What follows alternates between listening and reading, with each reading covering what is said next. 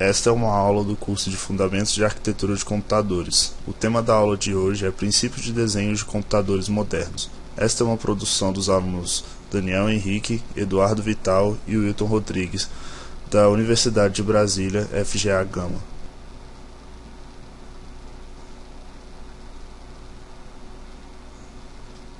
Ao final desta aula, você será capaz de compreender os princípios de desenho de um computador moderno.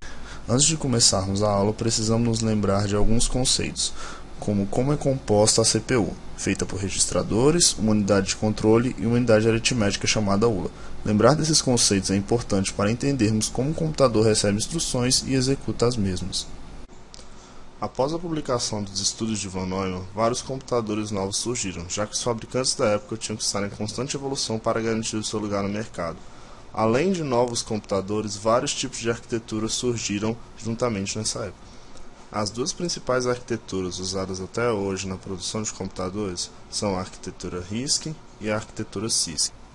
Na arquitetura RISC, ou Reduced Instruction Set Computer, temos pequenas instruções que juntam formam uma grande instrução para o hardware, ou seja, temos pequenas instruções que em um ciclo são direcionadas para o hardware e interpretadas por um compilador. Nessa arquitetura também temos menos transistores do que a CISC, gerando menos calor e um múltiplo conjunto de registradores.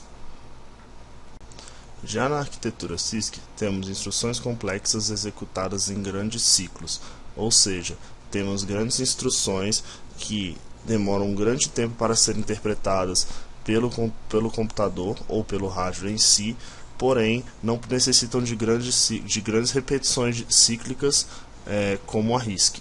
Todas essas instruções são executadas pelo hardware, não por um compilador, e a arquitetura CISC tem um único conjunto de registradores, e não um múltiplo conjunto como a arquitetura RISC. Apenas lembrando que a arquitetura RISC é o mais usado atualmente devido ao fato de processar melhor as instruções. A arquitetura CISC foi desenvolvida no início das arquiteturas de computadores e não é tão usada ultimamente. O que estaremos a seguir são pequenos preceitos para o desenvolvimento de máquinas modernas, se adaptando tanto à arquitetura RISC quanto CISC em algum dos casos. Maximizar a taxa na qual as instruções são executadas. Colocar o máximo de instruções na memória, isso é muito usado na arquitetura CISC, já que o processo é feito em um único ciclo com grandes instruções de processamento, e na arquitetura RISC temos que compilar instruções pequenas, ou seja, vários incrementos de pequenas instruções em vários ciclos com compilamentos pequenos.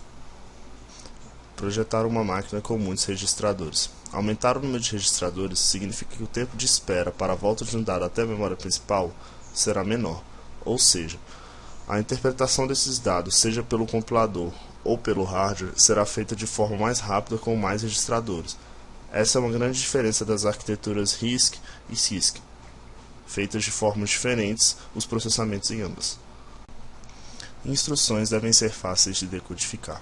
Quanto menor for a instrução, mais rápida será a sua execução. Ou seja, para exemplificar isso, vou citar os dois exemplos, tanto na arquitetura RISC quanto na arquitetura CISC. Para a arquitetura RISC, nós temos a interpretação feita pelo compilador, ou seja, o ciclo é feito com instruções menores e se repetindo o ciclo várias vezes para que o compilador junte essas pequenas instruções e forme uma grande instrução. Ou seja, a etapa de pegar a instrução na memória e interpretar essa instrução é mais rápida do que na arquitetura CISC, que é feita com grandes instruções que demoram um longo tempo para serem interpretadas e depois executadas. Somente leituras e armazenamentos devem referenciar a memória.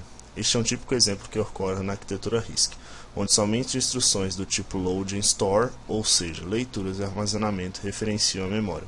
A grande diferença desse tipo de arquitetura, a RISC, para a CISC nesse sentido, é de que a CISC podia ler qualquer tipo de instrução relacionada à memória, ou seja, qualquer tipo de instrução poderia referenciar a memória, causando assim uma lentidão no sistema e a quebra de instruções grandes na hora da interpretação.